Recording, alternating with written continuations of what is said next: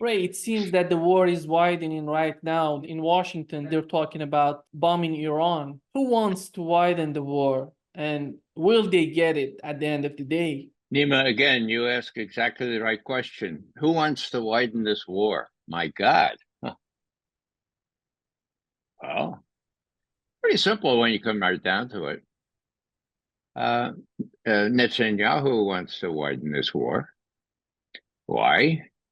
Because he wants President Biden to get in with both feet. Now, how about Biden? Well, one would think he'd be embarrassed by always saying, well, I've been trying to silently work behind the scenes to get the Israelis to listen, and they do bomb indiscriminately, but I'm trying to get them to bomb discriminately, or whatever it is, I mean, so what really happened, what really matters is who in Washington has Biden's ear, and whether Biden will see any common sense in kind of withdrawing. Now, I pointed to one big indication I saw 2 weeks ago now, when the USS Gerald Ford was withdrawn from the Med. I mean, on the face of it, that was big. The battle rages. The ostensible purpose for the USS Gerald Ford to be there to prevent the Hezbollah or anybody else from thinking they could mess with the United States. Well, that still existed. So why did they pull the fort out? Well, some people say, well, there was a long time, and they'd been on station a long time, and besides, they didn't have all the crews that they. I don't think so. I think that was a sign. That was a sign that in Washington itself, somebody, maybe the military, they seem to have a little bit more sense than the political leaders. Maybe they said, let's get out of Dodge before somebody sinks our aircraft carrier or one of its accompanying ships. So, will that faction win the day and tell Biden, look, the situation is getting more and more serious now? We have Lindsey Graham, Senator Graham, yelling that if one U.S. troop gets killed, that'll be it. We got to take care of Iran. Okay. Well, there are people that want to take care of Iran, and they have been in the ascendancy. And so this could spiral into a regional war. And it really is up to the U.S. as to whether the U.S. wants that. Israel, of course, wants that, because that would guarantee that Biden would be in there with both feet, as I said before. I don't know how things will work out in Washington, but the spiral, can be stopped. It's really easy. The Houthis say, look, let food and water, medicine, fuel, electricity, let that into Gaza, and we'll stop. I mean, that seems pretty simple to me. It wouldn't be much of a step down for Biden to tell, look, Netanyahu and your friends, you better stop it, because you're going to hurt yourself if you don't have commerce through the Red Sea. So let's let some food in. I mean, as I understand it, the Houthis aren't even appealing for an immediate ceasefire, although, well, they are appealing, but they're not conditioning. They're not conditioning the cessation of their attacks in the Red Sea on a ceasefire. So you have the Houthis reacting to what Israel has done. And then, of course, you have the U.S. reacting to what the Houthis have done, as though it's sort of like Vietnam, if you remember that. You're bombing the hell out of it. It's not going to have much effect, okay?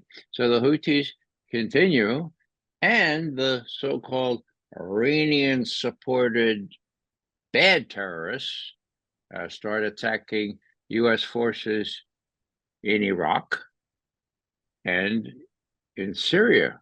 U.S. forces in Syria? What are U.S. forces doing in Syria? Oh, we know that from what President Trump told us. They're there to, quote, to steal the oil, end quote.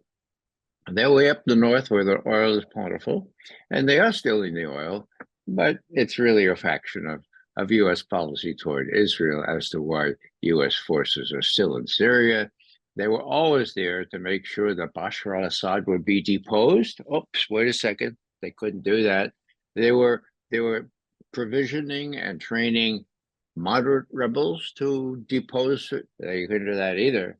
So there's a residuary kind of unit or units up there in the north of Syria, about 900, most people say. Those are U.S. soldiers. They're protecting the oil fields. Some of them run by U.S. companies.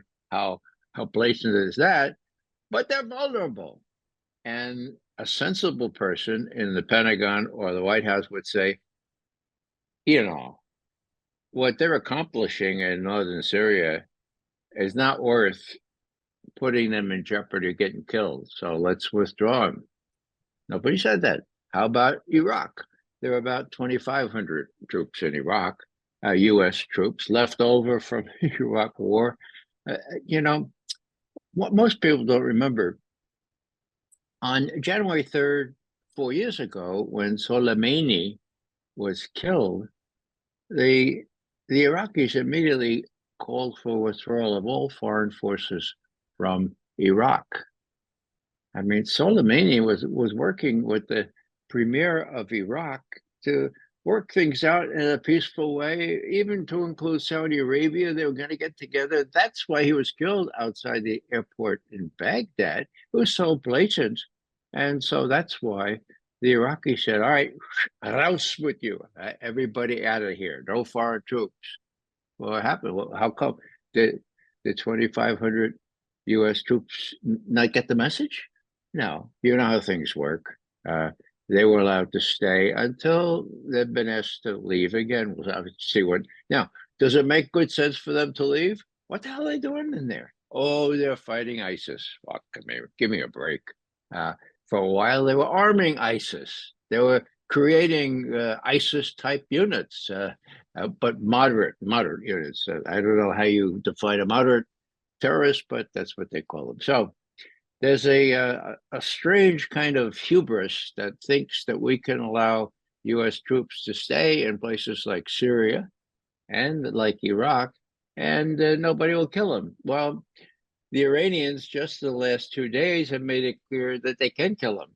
Okay, they have launched direct attacks on bases in the north part of Iraq and in Syria. And you know, these are weapons that go much farther than what the Israelis have, what the Iranians have been using before. They want to demonstrate, look, they can go even farther. They can probably reach other countries in the area. I wonder what those could be. So the Iranians are not kind of hunkering down and hiding behind Iraq.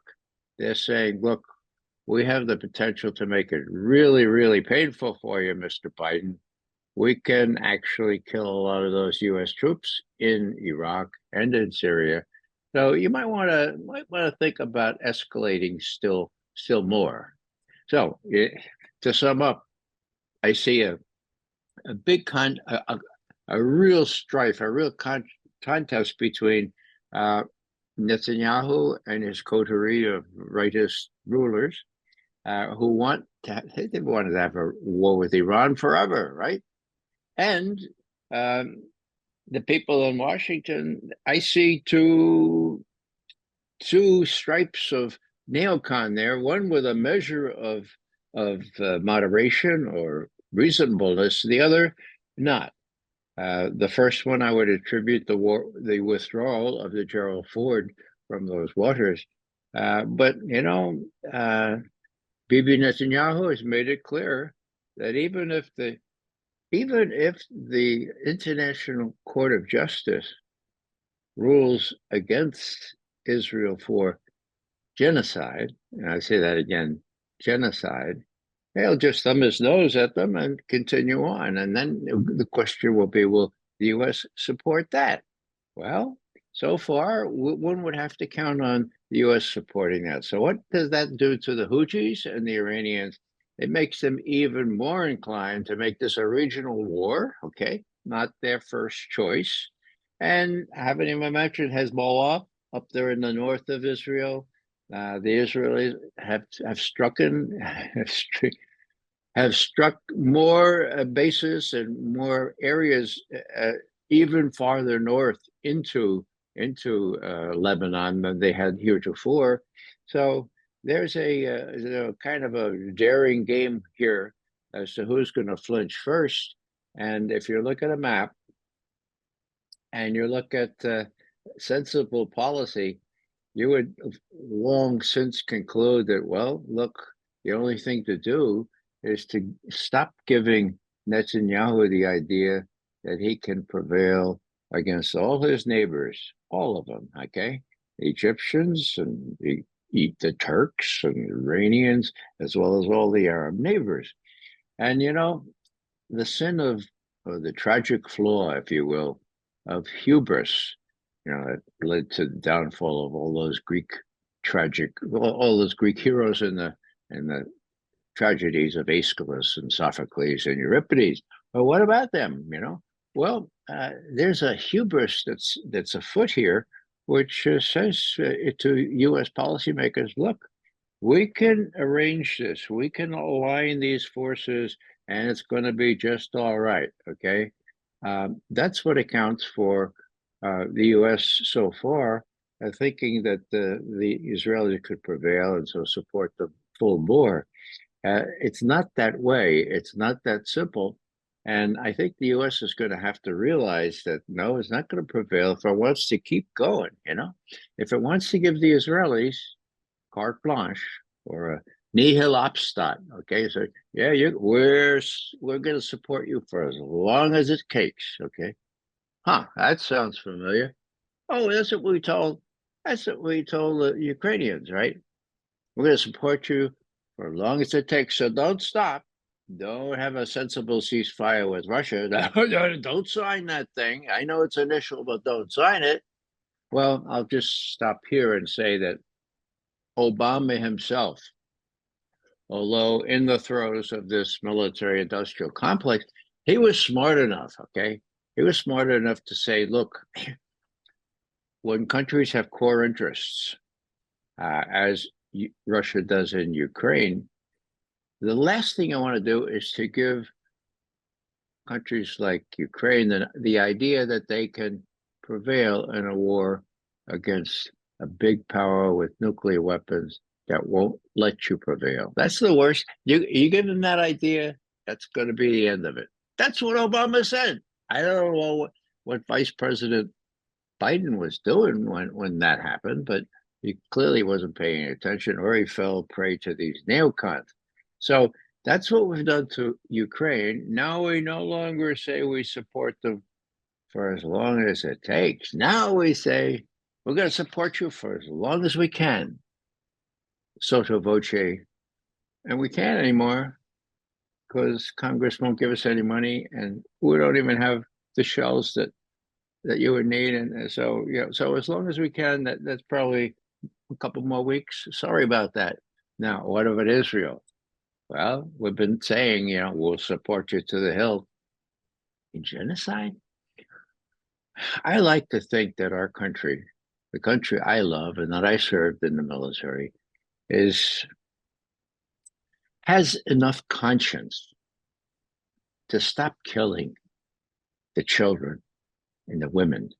We're up to something like 23,000 Palestinians killed in Gaza now, okay?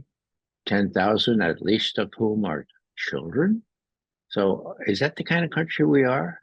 Do we not care about children? Why can't we stop this client nation that really has us wrapped around its finger? Why don't we stand on our own 2 feet and say, no, that's enough, ceasefire immediately, and get desperately needed food, medicine, water, fuel, the whole 9 yards back into Gaza. It's going to be too late for a lot of folks, but early enough, hopefully, to help others survive. In your opinion, is the relationship between Russia and Iran tantamount to a defense treaty? Oh, wow. Anyway, I have to say, it's getting there, okay? Now, we had a discussion between Lavrov and the Iranian foreign minister that was hit the news waves just this week, I think 2 days ago, and they're working on a mutual treaty. They call it a strategic treaty, but it's very clear from the rhetoric, from the readout of their conversation, both the Russian readout and the Ukrainian readout, that there's a strong security component to this arrangement. And they're both saying we need to do this urgency. We need to give this more urgent attention. Whoa, what does that mean? Well, I think they're trying to say, look, Mr. Biden and your adolescent advisors, the situation has really changed. The Iranians used to fear us. Now they're compadres. Now we're going to have a treaty with them. In my view, will turn out to be very similar to the treaty that Russia has with China. It's a strategic treaty. It doesn't say mutual defense obligation, but it says everything but that. You could assume that if China gets involved in a war with the U.S. in the Taiwan Straits or in South China Sea, there will be at very least saber rattling in Ukraine or Syria, where so Russians already are, or in the Atlantic Ocean. So, yeah, that's the kind of strategic cooperation treaty they have. Russians and Chinese described it as there's no upper limit to it. Well, that's more than rhetoric. Okay, so with the relationship between Iran and Russia turn out to be the same, they're getting there. Okay, and I think they're trying to warn the United States that, look, if you succumb to the neocon influence in Washington and the importunities of the Israeli leaders and start attacking Iran, you're going to have more than just Iran to contend with. Now, does that mean the Russians are going to come in with military force? I don't think so at this point.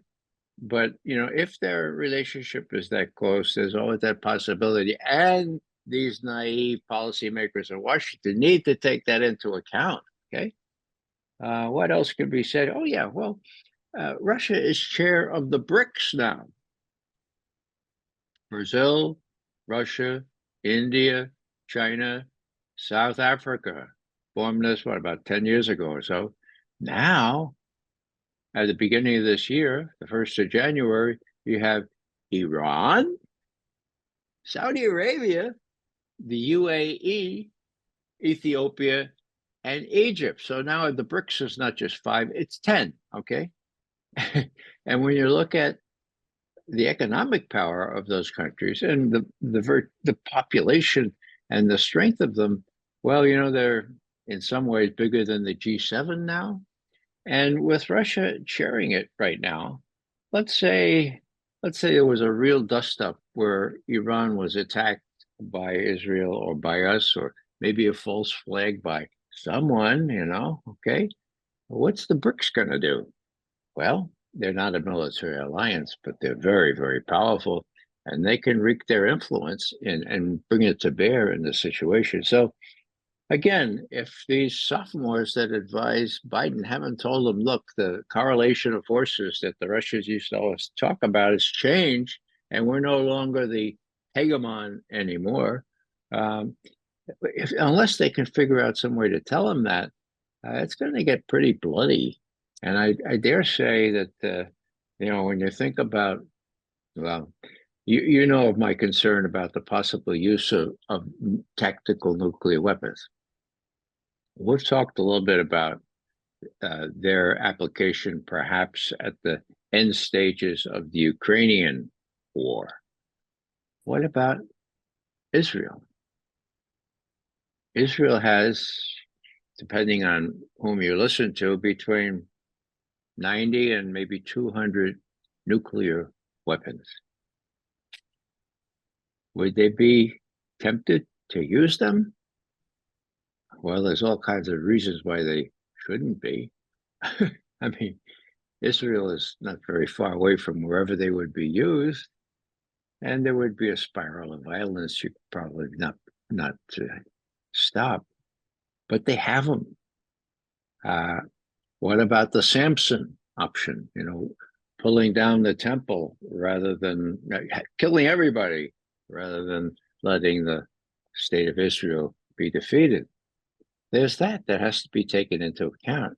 The U.S., I don't think the U.S. has the kind of influence that would be able to prevent a losing Israeli government from putting one of those weapons, or two of them, or three of them, or more, into play. Now, let's go back to the European scene. I've drawn out the scenario that worries me, and that is the Russians are not going to lose, so they're not going to be tempted to use nuclear weapons. They're winning. How about the United States? Would they be tempted, these neophytes, these adolescent sophomores, would they go to the president and say, look, we have these mini nukes, and this will show the Russians, okay? Well, would that happen? Well, I think the Russians are finally getting more afraid that could happen. And my evidence is that Medvedev, Dmitry Medvedev, who used to be the president of Russia, he's the bad cop now. He speaks out very, very strongly, and he talked about, don't rule out the fact that Russia might use its nuclear weapons if it's attacked, even if it's just attacked in a really, really strong attack by conventional weapons. Whoa. Now, I haven't heard Russian leaders, especially at that level, say that kind of thing before.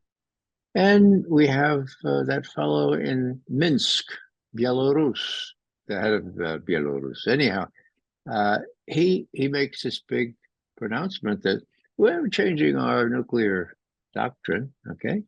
And we have these little nukes now, these warheads.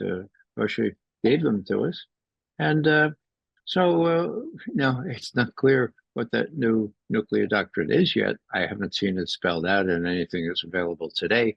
This is very new. But what's that all about?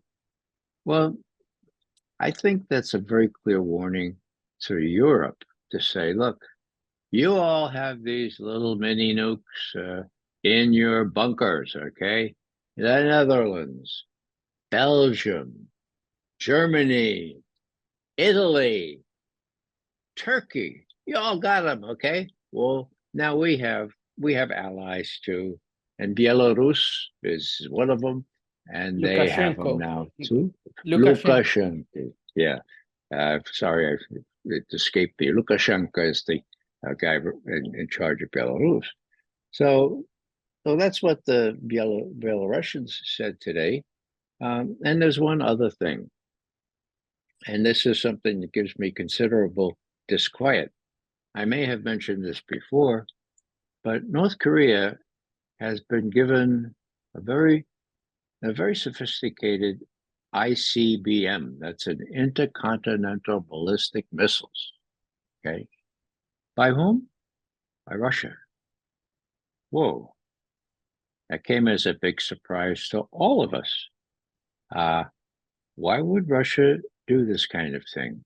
Well, one can reason retrospectively and say, well, they're so angry and so feeling vulnerable to what the U.S. might want to do in the West, so to speak, in the European theater, that since Kim Jong-il is real happy to have these things and he's got the nuclear warheads, we don't have to give him those.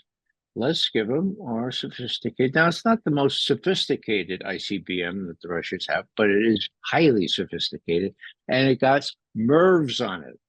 Now, let me remember what a MIRV is. Multiple independently targetable recovery vehicle. That means that each one of these missiles has independently targetable recovery vehicles. You can target Chicago and Indianapolis at the same time, okay? So it's got all those bells and whistles, including ABM protection against whatever anti-ballistic missiles would be shot up against it. There were all kinds of decoys, 1,000 decoys spread out. So, you know, the North Koreans have that. The Russians gave it to them. Does this change my calculation about Putin? It does, yeah. I didn't expect him to do that. I didn't expect him to go into Ukraine, although now I figure out why he did. So again, what the Russians are trying to do is say, look, we're serious. We don't want to get involved in a big fracas with you. We're not going to use nuclear weapons unless blah, blah, blah. Okay. So by sotto voce, don't you even think about using nuclear weapons. And besides, the Russians know, the US knows that the Russians have given these ICBMs to North Korea because the question came up at a White House briefing, and Jake Sullivan said, "Oh yeah, we know about that. Our intelligence people are looking at it." And no American news person in that White House group has had the guts to say, "Hey, that was 3 months ago, Jake. Where'd you find out about that ICBM that looks like a Russian ICBM in North Korea?" So there's very little that the American people know about these things, but we people who follow it closely and can call on all manner of specialists who know exactly what kind of missile this is, can read the trajectory, and can read the information that comes anytime it's test fired. You know, we know that could be used even now, although it's called the Topol M in Russian. I don't know, well, it has a Korean name. Can't remember it. It's not Lukashenko. Anyhow, what they have is a real formidable capability now. And again, how many more surprises like this is Putin going to pull before he finally makes a dent in U.S. thinking? And look, we're serious. We even have allies. You have your Europeans with all these warheads buried in bunkers. We have the Koreans.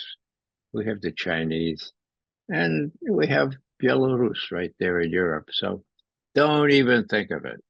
I think that explains this. I'm not sure that Putin tunes into our program, but if he does, maybe he learned it there first. When it comes to Washington, do they really think that this bombing of Iran would benefit Joe Biden's position in 2024 presidential election? The smart money would say, oh, yeah, it always does. If you're a wartime president running for re-election, nobody's going to desert a wartime president in the middle of the war, right? It really all depends on the media. Now, there are little glimmers that the media is coming around and saying to itself, oh, that Ukrainian thing was a fool's errand. We were taken to the cleaners on that. They kept telling us, oh, it's going to be great this spring offensive, when we now know from leaked documents they knew all along that's not going to work, right? So we're being taken on Israel too.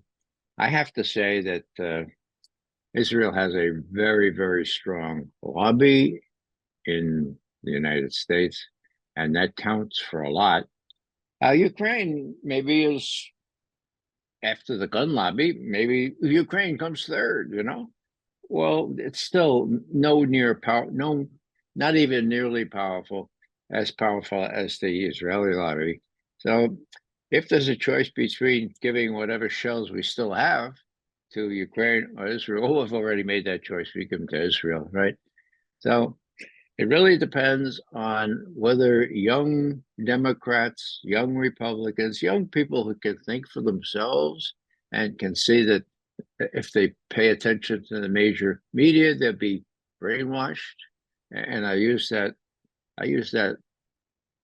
word advisedly. That's really what it's become. Or whether they'll seek alternative media, such as you present here, Nima, in which I'm always glad to come on, just to try to spread some truth around. Truth as I see it. Nobody's infallible, but I've been at this for many decades, right? And what we look at is the evidence. I didn't realize until John Mearsheimer appeared on the scene that I was a member of the realist school of international relations. What does that mean? I watch this stuff day to day. I had a report on it day to day as a glorified journalist with access to all kinds of sexy information. But by and large, most of that information was publicly available in broadcasts, in newspapers, in journals, and speeches.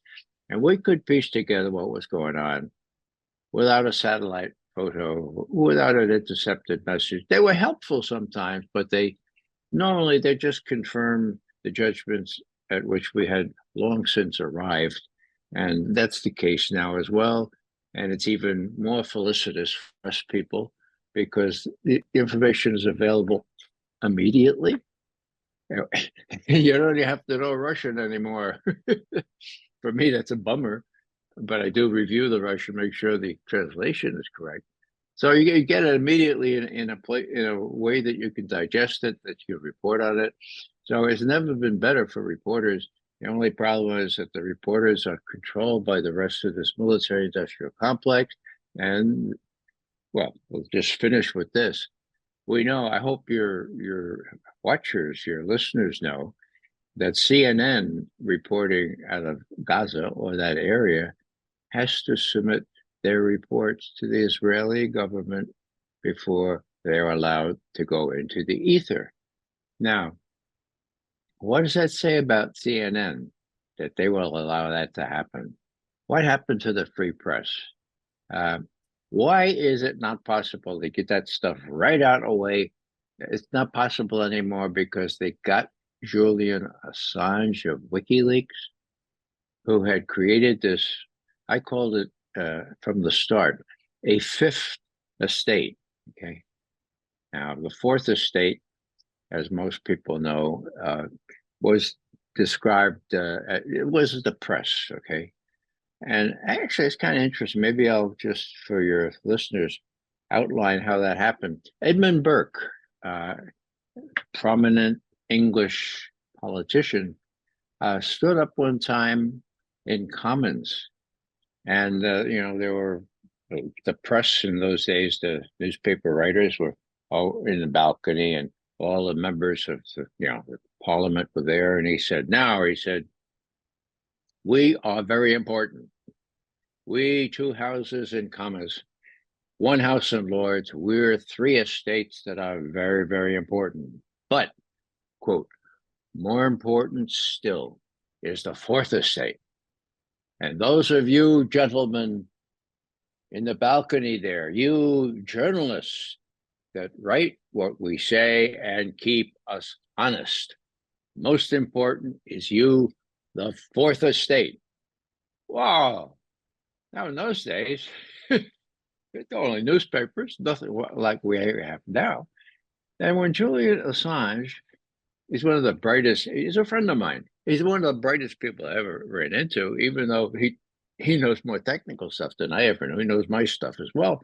But, he figured out a way. He said, what's needed here is to get information out immediately, documentary information, unadorned by comments and unedited, get it out to the people in a manageable form, and we'll enlighten the people.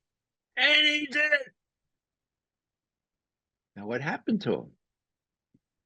Well, he exposed U.S. war crimes in Afghanistan, in Iraq, and many other crimes elsewhere. He exposed the fact, for example, when he released a State Department cable, he released the story that Sergei Lavrov, the Russian foreign minister, still the Russian foreign minister, this is back in 2008, okay, when Lavrov was new in the job, he called not Secretary Kerry, but Bill Burns, the ambassador Bill Burns, he was the ambassador in Moscow, and said, Mr. Burns coming in. And he said, Mr. Burns, now, I'm not making this up. This is in Burns's cable back to the State Department. Again, how do we know about that? Well, we not know about it. We have the text of it because of WikiLeaks. Okay. Anyhow, he says, Mr. Burns, do you know what "niet" means? Burns says, well, yeah, I said, sure. Yeah, I know. Well, "niet" means "niet." This is a red line. Okay, red line. We don't want any admission of Ukraine or Georgia into NATO. Now, if that happens, there will be a civil war in Ukraine. We will have to decide whether or not we have to intervene to protect our interests. So "niet" means "niet." No, that's our red line. Okay. And he went on to say, look, this is a very complicated thing. Don't get involved. No Ukraine in NATO. So now Bill Burns was an honest person in those days. What he did was he recorded this. He put the title of the cable was "Niet" means "niet," Russia's red line on Ukraine's admission to NATO. And he said in the cable, and this he didn't have to do. This shows a little courage. He says, from the lowest official in the foreign ministry up until Sergei Lavrov, this is a really visceral issue. They feel threatened, and we have to understand that everybody has strategic interests here, even the Russians. He had to do it very delicately. He was writing back to Dick Cheney, for God's sake, and Condoleezza Rice, who were running the place the other day. But he did that. Now, when was that? 2008. What day? February 1st. Wow. So that was duly reported back to Washington. And what happened? Well, Cheney and Bush looked at each other and said, well, we got one more year in office. Screw that. We're going to admit him. And 2 months later, on the 3rd of April, 2008, at a NATO summit leaders in Bucharest, the resolution at U.S. insistence said Ukraine and Georgia will become members of NATO, period, end quote. So 2 months after that warning, they say we're going to let them in there. Now, let me just finish this by saying, so William Burns, Ambassador William Burns in Moscow, was warned, and he did his job in warning the State Department and the White House with this cable, but now he's got a new job. What's that? Well, he's head of the CIA. Okay. And so now he says the Russian attack into Ukraine was totally unprovoked. Unprovoked.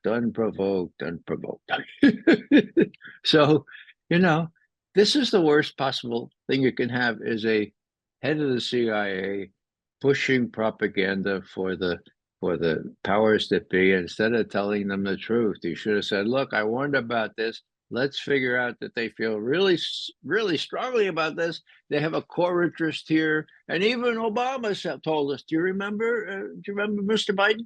Even Obama told us that we got to be really careful about what we choose as core interests. Quote from Obama: Ukraine is a core interest to Russia.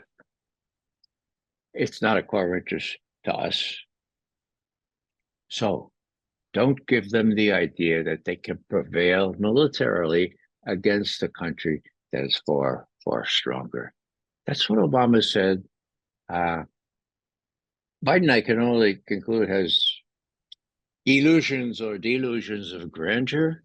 He keeps saying, we're the United States of America.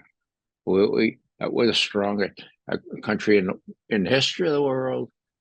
Did you hear that? The history of the world. I think he believes that. And I just hope that somebody can refresh him and say, look, Mr. Biden, we were that, but not anymore. And now we have to deal. And if we don't deal adroitly, we're going to have a really bloody nose in Ukraine. maybe in Southwest Asia as well. So let's figure out some more adroit way, other than sending aircraft carriers into this or that area, how to deal with these problems. There's something called diplomacy. You said you were going to stress that when you came in. Let's give it a try. Since this war started in Ukraine, in the United States, in Europe, they were talking about providing these weapons, these funds to Ukraine would help, and the Ukraine's negotiating position would improve. Is it still the case, or we can just say it doesn't work, it didn't work? Nima, the whole thing is tragically, it's laughable. There are people with a big stake in this. There are people who are making piles of money constructing, selling, giving these weapons to places like Ukraine. They like to keep wars going for obvious reasons. 90% of the money spent on these weapons is spent where? Ukraine? Give me a break. No, spent right in Raytheon, all these other major defense contractors. So in an election year, those defense contractors are scurrying, thousands of them scurrying around Congress, making sure that these guys are going to vote for more appropriations so they can build more weapons, they can sell more weapons, and get more money, and get part of that money in the pockets of the Congress people and senators, and they'll appropriate money for more production. I mean, is this a great country or what? That's how it works. So this business about keeping Ukraine in the game, it's both that, and it's also the election year aspect. Biden he doesn't want to lose a war during an election campaign. What does that mean? We got to keep it going.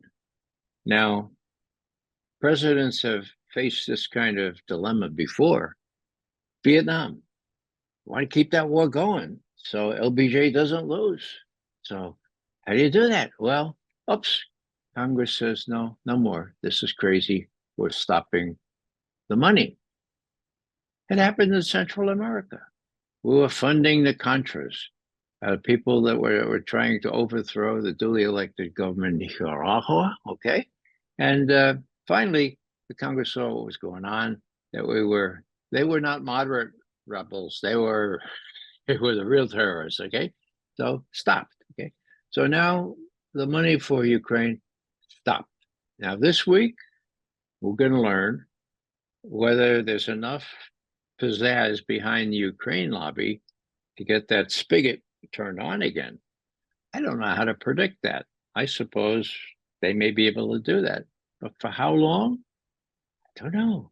They got, I think, maybe another month or two worth of money. They have to pay the civilian employees in Ukraine. They pay everything in Ukraine, okay? Now, with the abuses and with the money that's been siphoned off, that's going to be a tough argument to make.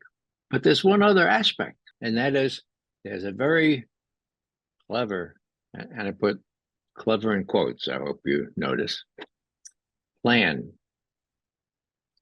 to use Russia's own money to seize Russia's financial assets that have been frozen, okay? Most of them in Europe, like 200 billion, 300 billion all told. Somebody went to, I didn't know this for a fact, I wasn't a fly on the wall, but somebody went to Biden and said, I know what we could do to get the Ukrainians to maybe make it through make it until November of this year so that we go in the election. We'll seize the Russian assets that have already been frozen and we'll use them to help Ukraine. We could make it like security for a loan, you know? We could, yeah, that would be really clever. This is the first time ever we could do that. But, we could probably get those West European puppies to go along with this. And hey, maybe that's what we're going to do, And now, any economist worth his or her salt would say, man, you want You want to shoot yourself in both feet internationally? You want to put such pressure on the dollar that nobody's going to be interested anymore? Well, you go ahead and do that. Okay, you try that. For a couple more months for Ukraine. You're crazy. Yeah, give it a try. But I don't see anybody with that kind of sense. Janet Yellen, she thought that you could put a cap on Russian oil. I mean, who told her that? I don't know. Maybe she made it. So the kind of advisors he's got are not able to tell him, hey, Uncle Joe, this ain't going to work. Oh, if it works for several months, it's going to be curtains for the U.S. predominance in the financial sector.